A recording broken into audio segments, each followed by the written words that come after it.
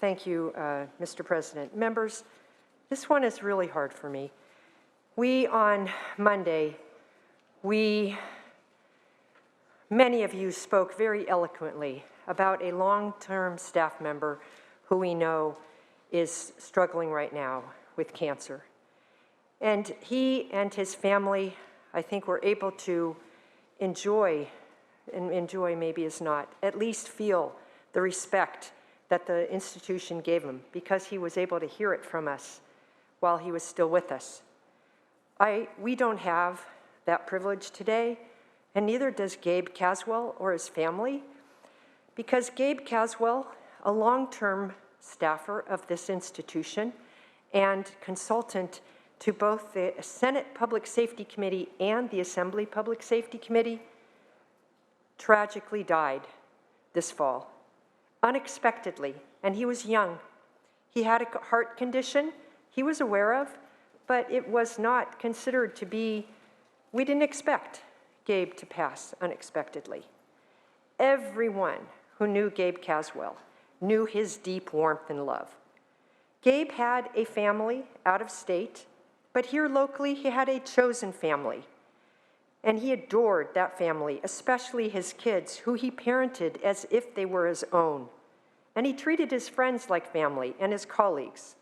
And here in the building, whether you were a legislator, advocate, staff, Gabe treated you with respect and acceptance, regardless of whether he had a differing opinion about the bill you were pitching or the issue you were advocating.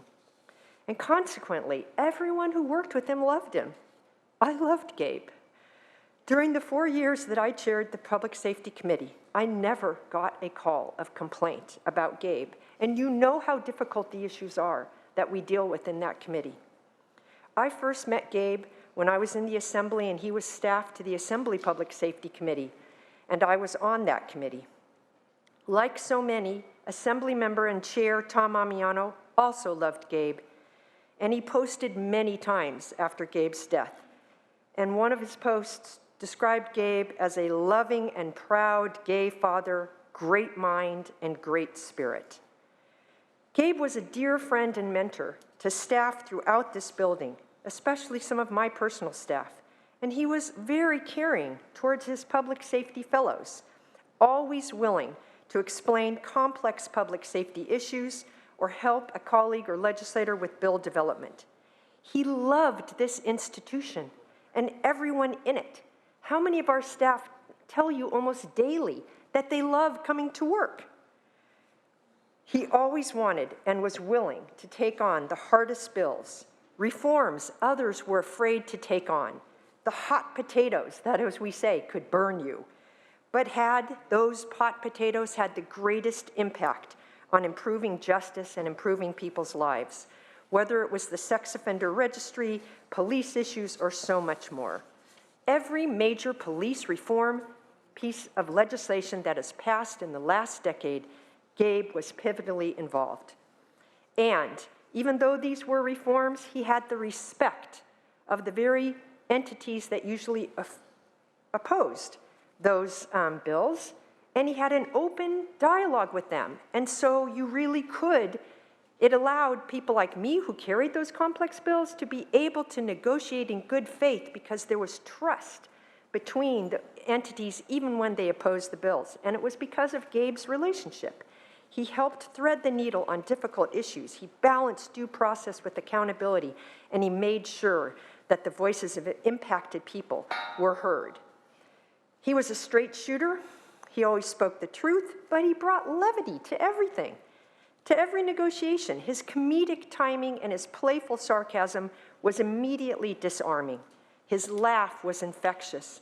And any of you who were in his texting circle, and his texts were legendary, you'd know he was quick with the funny memes, as some other people around here are, but he was really quick with them. This is the kind of message that I received from countless people who worked with Gabe. Permission to read. Without objection. I miss Gabe so much. I think about his laugh every day. Sometimes I just replay a video with his laughter because it's so infectious. I'm honored that we got to do the groundbreaking work that we did together. I will be talking about the work we accomplished, and I will remember it fondly for the rest of my life. That was a staff member who worked with him in the past. Gabe's legacy lives on through the work he has done to provide countless people second chances. And in a specific situation that comes to mind, Gabe's work is directly responsible for the resentencing and release of an individual who is now a new parent and is a thriving member of the community. That new life, that baby, born from the situation, is a part of Gabe's legacy. Gabe will live on in so many of our hearts. He is truly loved and will be missed forever.